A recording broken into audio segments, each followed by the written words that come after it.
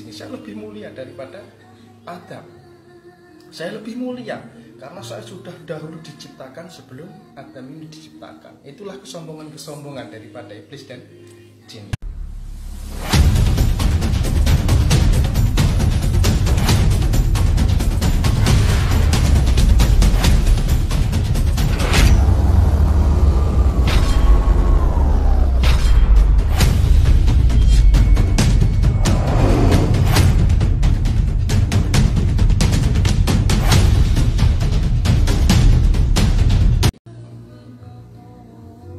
Assalamualaikum warahmatullahi wabarakatuh.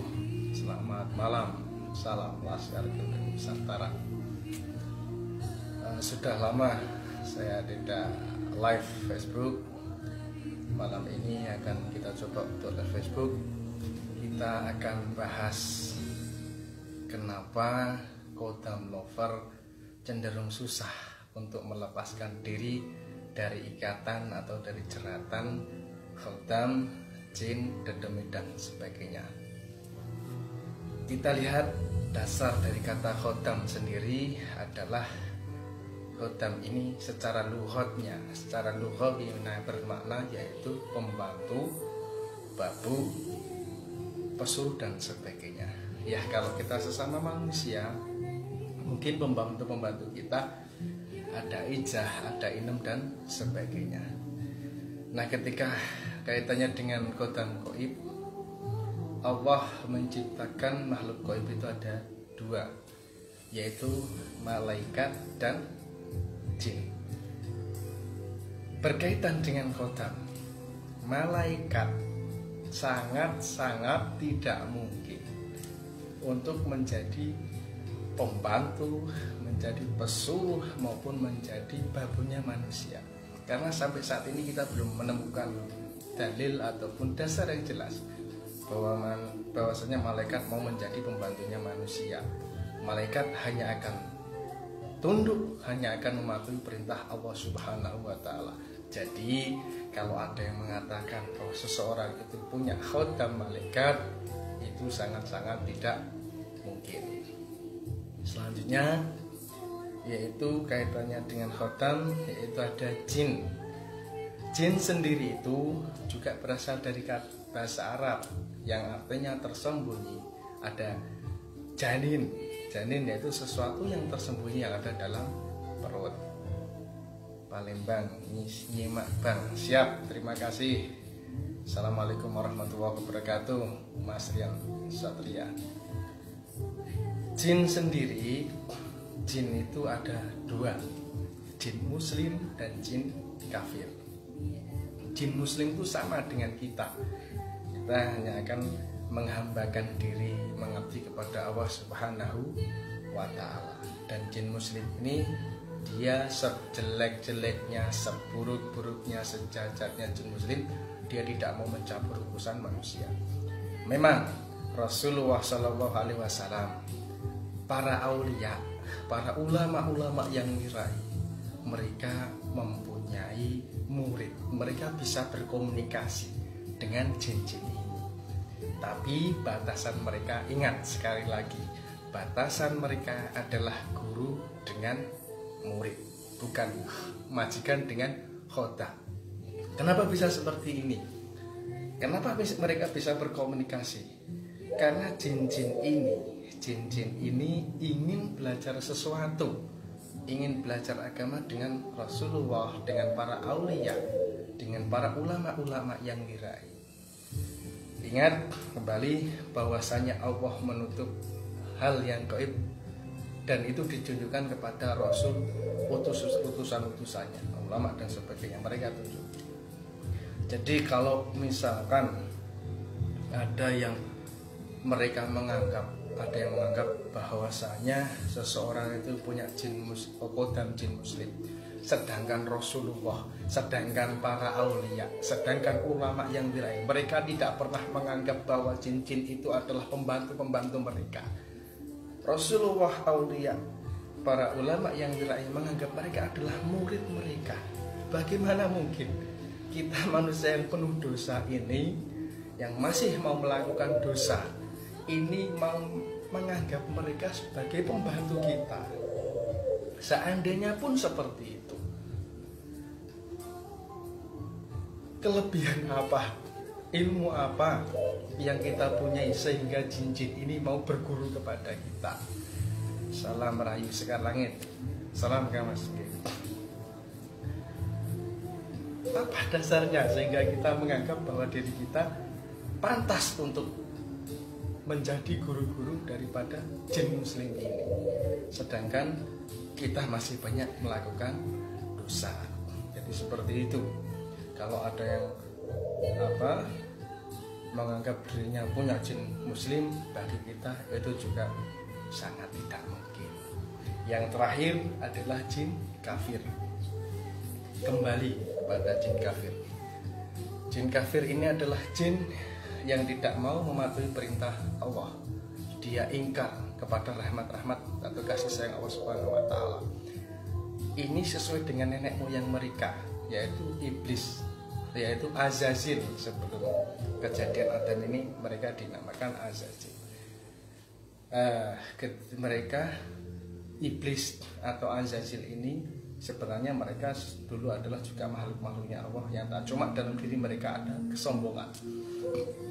Ketika Adam diciptakan, Allah memerintahkan kepada makhluk-makhluknya, kepada malaikat tak terkecuali kepada iblis ini, untuk bersujud kepada Adam. Dan kenyataannya bahwasanya iblis ini tidak mau bersujud. Wasajadu ila iblis. Mereka tidak mau bersujud. Karena apa? Sama-sama makhluknya Allah, jin ini merasa dirinya adalah yang lebih baik. Bahwa jin ini, iblis ini diciptakan dari api, sementara manusia itu dari tanah. Api itu selalu berada di atas tanah. Makanya jin ini tidak mau. Saya lebih mulia bagi di sini. Saya lebih mulia daripada Adam. Saya lebih mulia karena saya sudah dahulu diciptakan sebelum Adam ini diciptakan. Itulah kesombongan daripada iblis dan jin ini. Sehingga ketika kita mempunyai kodam jin ini, jin kafir ini, biasanya dalam diri kita tidak mau menerima, kita tidak mau menerima penjelasan dari orang lain. Assalamualaikum malam Mas. Waalaikumsalam Mbak Farah Gweni Givanda. Itulah jin muslim. Kenapa kok rata-rata orang yang mempunyai kodam jin kafir ini mereka cenderung merasa lebih di atas yang lainnya, mereka lebih baik daripada yang lainnya. Karena apa? Memang ini sesuai dengan nenek moyang mereka, yaitu iblis ini. Mereka seperti itu. Jadi ketika yang pernah saya sampaikan, bagaimana kodam ini atau jin ini bisa berada dalam diri kita, ada dua faktor, yaitu internal dan eksternal. Yang internal itu biasanya bisa hadir ataupun bersama kita dengan tirakat, dengan lelaku sesuatu, dengan bacaan sesuatu, dengan puasa tertentu. Itu mereka akan bisa bersatu dengan kita atau menyatu dengan diri kita. Itu yang namanya bagaimana jin ini bisa, kodam ini bisa menyatu dalam diri kita. Ada lagi yaitu biasanya Mas Hendri Kendang. Bismillahirrahmanirrahim. Assalamualaikum warahmatullahi wabarakatuh Mas. Biasanya jin kafir ini ketika kodam lover ini melakukan hubungan badan suami istri, sebenarnya jin-jin ini, kodam-kodam ini ikut melakukan kegiatan tersebut. Bahkan mereka bisa merasakan nikmatnya tubuh dari pasangan kita. Mereka bisa mencapai klimaknya. Mereka bisa bahkan sampai mengeluarkan sperma. Itulah yang nantinya akan turun kepada anak cucu mereka. Itu faktor internal. Faktor eksternalnya adalah ketika kita, dan ini nyata dalam persaingan bisnis, masa channel dan sebagainya. Mohon maaf, mungkin ada katanya dengan santet, dengan pelet, dengan gentam dan sebagainya. Itu akan ada dalam diri seseorang, seperti itu. Nah, ini kaitannya dengan khodam atau jin ini. Ada yang menganggap ketika mereka bisa berkomunikasi, mereka bisa melihat berkomunikasi dengan jin ini, itu adalah suatu kelebihan. Coba kita telah, saudaraku. Sesuai dengan itu, bahwa Allah menutup berkaitan dengan hal gaib ini kecuali kepada para rasulnya, para utusannya, pada para kekasih-kekasih Allah. Apakah kita sebagai manusia ketika sudah seperti itu, kita introspeksi, muhasabah diri, apakah kita sudah melaksanakan syariat-syariat ini dengan benar? Apakah kita sudah melaksanakan akidah dengan benar, sehingga kita diberikan anugerah oleh Allah, diberikan karunia oleh Allah untuk bisa berkomunikasi dengan mereka. Seperti itu. Kalau tidak, kembali lagi kita muhasabah, kita introspeksi diri, apa yang sebenarnya terjadi. Siap Kang Mas, lanjutkan. Apa yang sebenarnya terjadi. Makanya seperti itu. Karena yang bisa berkomunikasi adalah sesamanya. Jadi perlu kita koreksi diri kita, kenapa kita bisa seperti itu. Kenapa para khodam lover ini susah untuk melepaskan diri dari jeratan, lingkaran jin, khodam, dedemit dan sebagainya. Sekali lagi, jin adalah makhluknya Allah yang diberi Allah oleh, yaitu akal dan rasa. Mereka sesuai nenek moyang mereka punya visi misi, saudaraku. Mereka punya visi misi untuk mengajak kita kepada mindset mereka. Ketika iblis ini dikutuk oleh Allah, iblis itu berkata kepada Allah bahwasanya mereka akan mengajak umat manusia untuk menjadi penghuni neraka. Jin-jin kafir ini punya visi misi bagaimana caranya menggiring kita kepada mindset mereka. Salah satunya, contoh gampangnya, ketika kita punya khodam sesuatu, assalamualaikum warahmatullahi wabarakatuh, waalaikumsalam, Kang Mas Mail kuat. Ketika jin ini ketika kita punya sesuatu katanya dengan mereka, dengan kita membaca sesuatu, dengan kitab sesuatu, kita punya benda sesuatu. Nggih, Bu Dokter, nggih siap. Nggih. Dahlia Puspita Sudibya, nggih siap. Ketika kembali lagi, ketika kita punya sesuatu tentang mereka, biasanya kita harus melaksanakan kegiatan tertentu. Kita punya benda tertentu, biasanya kita harus menjaganya. Kita tidak boleh begini, kita tidak boleh seperti itu, tidak boleh makan ini, tidak boleh makan itu. Ketika kita mau menjadikan mereka sebagai khodam kita mau menjadikan mereka sebagai pembantu kita, dengan kita misalkan melanggar pantangan tertentu itu, ibaratnya kita tidak boleh benda ini harus dikasih minyak, benda ini harus tidak boleh dibawa kemana, dibawa ke sini. Ketika kita melanggarnya, perasaan dalam diri kita, ini benda ini masih ada manfaatnya tidak bagi saya. Disitulah saudaraku, disitulah ke hati kita mendoakan Allah Subhanahu Wa Taala, bukan Allah lagi, tapi kepada benda itu. Itulah mengapa kita sulit sekali untuk melepaskan dari lingkaran khodam lover itu, melepaskan diri dari lingkaran dengan khodam dan jin ini, karena mereka punya visi misi, ketika mereka ada dalam diri kita, ibarat gini, kita sesama manusia, kita mengundang pembantu, terus di situ dengan tiba-tiba kita mau membersihkan atau kita mau memecat pembantu kita, mereka mestinya berkata, loh, dulu yang minta saya ini kamu, kenapa kamu dengan tiba-tiba mau mengusir saya seenaknya? Yang minta saya tuh kamu, seperti itu. Makanya sulit sekali, karena ketika mereka ada dalam urat najibita, jadi tempat yang mereka sukai, para jin-jin ini bukan di kuburan, bukan di sungai, bukan di pohon ringin dan sebagainya, tapi dalam aliran tubuh manusia ini. Karena apa? Agar mereka bisa melaksanakan visi misi mereka untuk mengajak kita kepada mereka menjadi bersama-sama mereka menjadi penghuni neraka. Jadi seperti itu saudaraku. Ketika mereka sudah berada dalam aliran darah kita, makanya mereka ketika kita mengatakan tentang sesuatu, mereka akan ikut mewarnai pola pikir kita.